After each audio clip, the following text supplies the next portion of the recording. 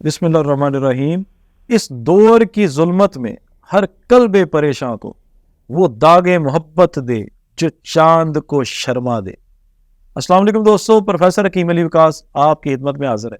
आज जड़ी बूटियों में से मैं आपको राई की मुकम्मल तफसीलात बताने जा रहा हूँ। अरबी में इसको खरवल कहते हैं, बंगाली में राई सर कहते हैं, अंग्रेजी में इसको ब्लैक मस्टर्ड कहते हैं।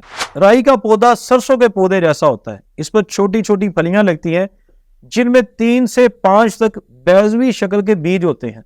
राई दरअसल सरसों की ही एक किस्म है। इसके बीज भी सरसों के बीज के बराबर होते हैं। इनका रंग सफेद और सुर्ख स्याही माइल होता है। इसका मिजाज गर्म और खुशक चौथे दर्जे में है। इसका मुसले रोगने बादाम है। इसकी मिकदार खुराक 1 ग्राम से 3 ग्राम तक है। हिंदुस्तान और पाकिस्तान का ये मशहूर पौधा है। हर इलाके में काश्त होता है। अब आपको इसके इस्तेमालात तफसील के साथ बताऊंगा। राई दर्द में तस्कीन देती है, गजा को हजम करती है, बड़ी हुई तिली को फायदामंद है।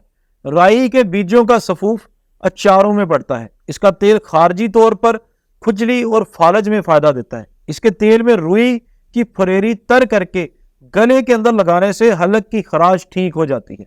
इसके तमाम फायदे इसलिए हैं क्योंकि इसके अंदर मंदरजा झैल अज्जा पाए जाते हैं।